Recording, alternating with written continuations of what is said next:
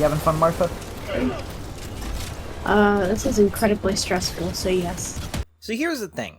Every now and then, I get my grubby little paws on a video game that becomes my go-to for any and every mood. Some games I utilize for different moods and occasions. I have games for when I'm angry and for when I'm just feeling kinda down. I have games when I want pure, unadulterated challenge and for when I just want to unwind.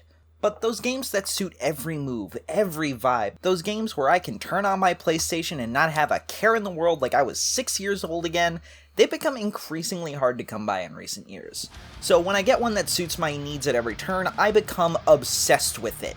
And if you're a freedom-loving, democracy-spreading super citizen like me, where you can read the title of the video, then you know that my latest obsession is Helldivers 2.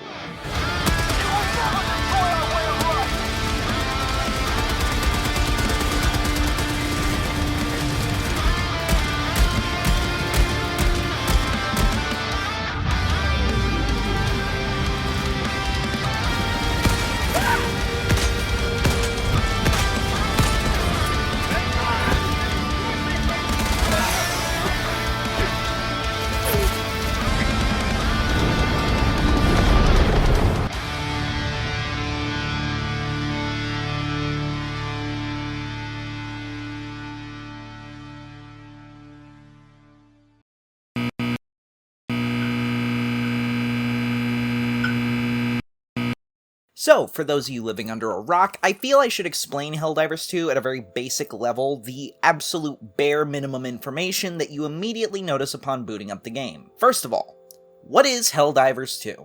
Simply enough, it is a third-person, squad-based horde shooter with an emphasis on cooperative gameplay, realistic sci-fi wartime combat on a micro and macro level, and a satirical tone. And I know friendly fire in this game's up.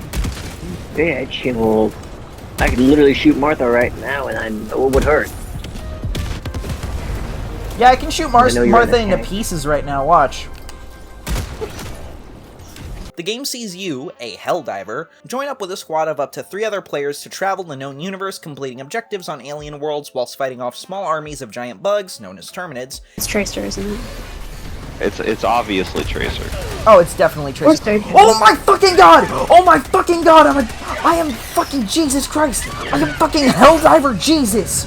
Oh my fucking god, that was awesome! Oh, and I was recording that! Oh my god, that was fucking sick! And angry robots known as automatons. Yeah! Bitch ass motherfucking flanker. Well, better pray these things don't get leaked, otherwise we're about to get cancelled by the droid army.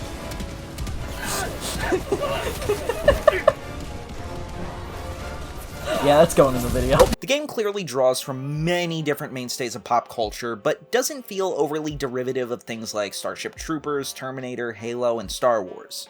Like, yes, the Terminids very much resemble the Arachnids in Starship Troopers, alongside the jingoistic rhetoric that the Helldivers belt out at every opportunity. You will never destroy our way of life! But their unique designs and supporting world and lore mean that while they may feel a bit derivative, they don't feel like they're directly copying those aspects. It's more so that the team behind the game understood why those elements worked and put their own spin on it. One thing I can't say is derivative is the gameplay. As I said earlier, Helldivers 2 falls into the category of horde shooters, alongside games like World War Z, the Frontier Defense mode in Titanfall 2, or the ever-iconic Call of Duty Zombies modes. Helldivers takes a slightly different approach to the genre, however, utilizing procedurally generated maps and exploration driving your moment-to-moment gameplay rather than an overwhelming reliance on point-based defense and pre-made maps. The Helldivers method of objective design presents you with a map that is essentially randomly generated, and one or more tasks that need to be completed on that map. Your team leader will decide where you land, and there's a nice balance that you don't want to be too far from the objective, but the closer you are to objective points, the more likely there's going to be a heavy enemy presence. And when there are multiple objectives, you need to consider the most effective route. Most missions will have you on a 40-minute timer, but that timer flies by way faster than you think it will. There's also a variety of side objectives that come up, and on higher difficulties, multiple sub-objectives that you have to complete before reaching the main one, as well as hidden supply caches, upgrade materials scattered about, enemy bases, access to the game's premium currency. What I'm trying to say is that there's a lot to do in this game, And while the combat encounters encourage you to stick together for an easier fight, the maps encourage you to split up to make sure you do as much as possible, especially considering the main factor in your endgame rating is how many of those side objectives you accomplished. All this means that half your game will be spent effectively going through a sped-up version of In a Violent Nature, just waddling from place to place and occasionally getting distracted by shinies, and the other half will be spent reminiscing about your Battlefront 2 days, getting shot at by robots and questioning how you and your armor-clad friends could possibly survive until one of you nuts the fuck up and turns into a clanker-killing John Wick. And all of that is reinforced by incredibly well-designed and realistic gameplay. It's kind of hard to make unsatisfying gunplay nowadays, but so much of what I love about this game boils down to its satisfying as hell gunplay, driven by unique and responsive firearms, some of which being the standard fare for a game like this, and some of which being fairly unique weaponry like the exploding crossbow or the incendiary shotgun, and all backed by some amazing and effective specialty weapons which range from the standard flamethrowers and rocket launchers to laser guns and lightning cannons. They're also driven by the single realistic mechanic that every gamer either loves or despises with a burning passion or loves deeply. Realistic reloading. Meaning that if you have unspent ammo in your mag when you toss it, it's gone. And Helldivers cleverly shows you not the count of remaining ammo, but remaining magazines, at least for mag-driven weapons. Speaking of realism, the physics in this game are pretty great, mostly the absolutely precious ragdoll for both players and enemies whenever they're hit by anything causing any level of major force. Could've just... and called it a day.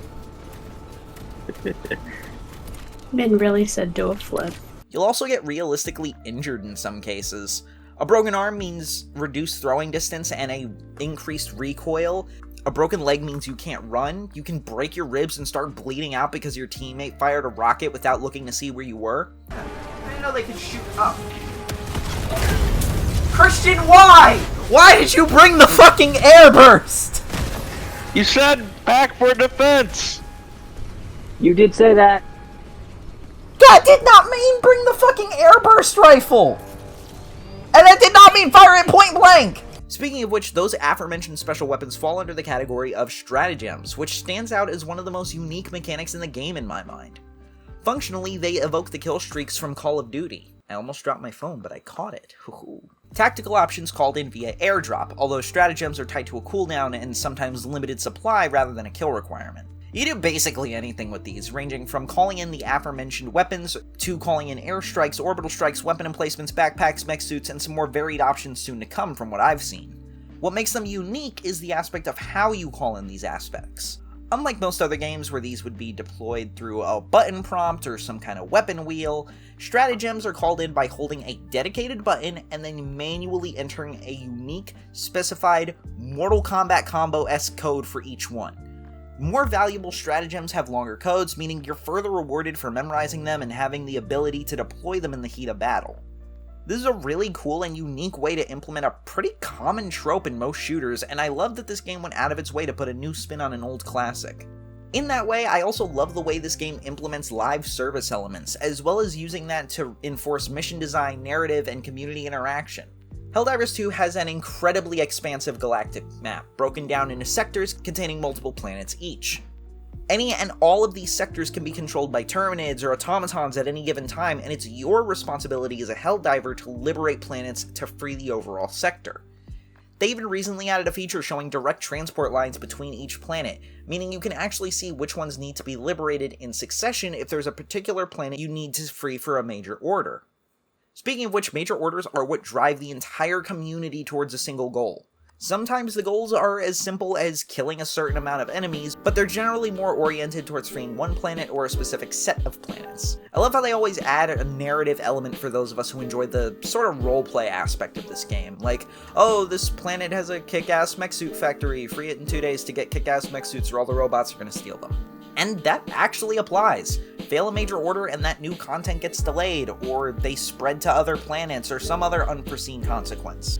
Hell, sometimes there's full-on stories built in, like how our failure once turned the planet Meridia into a super colony for Terminids, so it stayed like that for a couple weeks until we enacted a multi-phase plan that ended with the planet permanently collapsing into a black hole. There's a push and pull baked into the fabric of the war, where when we focus on one enemy, it gives the other time to reinforce, grow, spread, and become a bigger problem. And all of that is organized by Joel, a developer at Arrowhead who acts as the game master for Helldivers 2. He's known as the God of War, a myth, a legend, one to praise for your successes and condemn for your failures. We don't know everything Joel can do, but we know he can grant us access to free stratagems, increase and decrease the difficulty in real time. Hell, he's made major orders that we weren't even supposed to be able to complete, and sometimes we still pull it off. That's what makes the game truly unique in my eyes. It's a genuine war, and you are a soldier. It's not just a co-op adventure with you and a few buddies, it's a co-op between you and countless other players, all moving together to oppose a common enemy. Some dickhead named Joel. And your opposition to that common enemy is driven by this game's wonderfully witty sense of humor and writing. As I said earlier, this game shares a lot of DNA with Starship Troopers, and a lot of those comparisons come from the tone, the jingoistic rhetoric that the game feeds you. Now, don't get it twisted, the vibe of being a democratic freedom fighter is intentionally ridiculous. My friend and editor Martha was running an ICBM mission with us, and as I was punching in the code to launch it, she starts going, "Wait, what are we nuking?" And we all just kind of did the verbal equivalent of shrugging our shoulders. And when she inevitably asked, "Why are we nuking?" the only answer she got was a resounding, "For democracy! For liberty!" Obviously this was for a bit, but there's a weird sense of satisfaction you get in being able to say shit like that and revel in the absurd tone and ultra-American propagandist dialogue.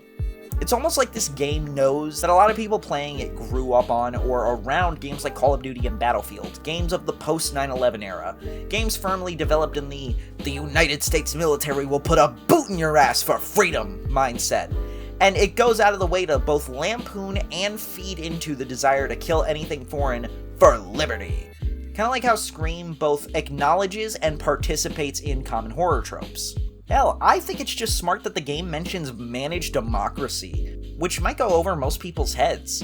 It's a faux democratic government that's more authoritarian by nature, changing important officials with elections to legitimize them, but ultimately maintaining the same goals. And once you realize that that's what you're spreading, it becomes clear that you're the bad guy in this story. And you're still gonna keep fighting for liberty. In all honesty, this game isn't revolutionary. It isn't some grand masterpiece that's going to change the course of gaming history, but it is clever, it is well made, and it is unique. It has problems, sure, they're still figuring out how to make war bonds worth buying consistently, the game has quite a few bugs, and Sony managed to severely tank the player base with that little account requirements done back in April.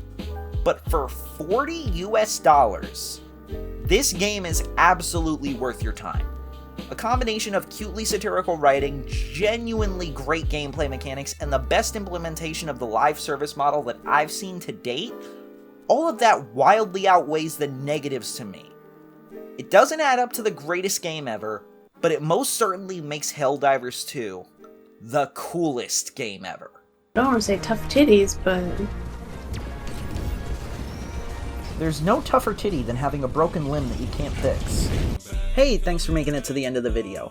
If you like this one, please consider checking out the rest of my content, as well as liking this video, leaving a comment, and subscribing to see more. As always, I gotta thank the patrons on screen, as well as the following $10 tier patrons: Devrick Phi, Did You Get It Guy, and Spark Plasma. If you feel so compelled, consider joining them to see your name on screen, get access to exclusive videos, and early access to other videos, and overall just support the channel so I can put even more effort into awesome videos like this one. Alternatively, you can use my Fortnite creator code, Chimera Films, all one word. The next time you want to get a cool skin or emote, you can follow my Instagram if you want to see my very occasional art, or follow my Twitter for random announcements and other thoughts. And lastly, join the Discord if you want to interact with like-minded fans, stay up to date on content, or reach out to me directly. Everything's linked down below. Thanks everyone.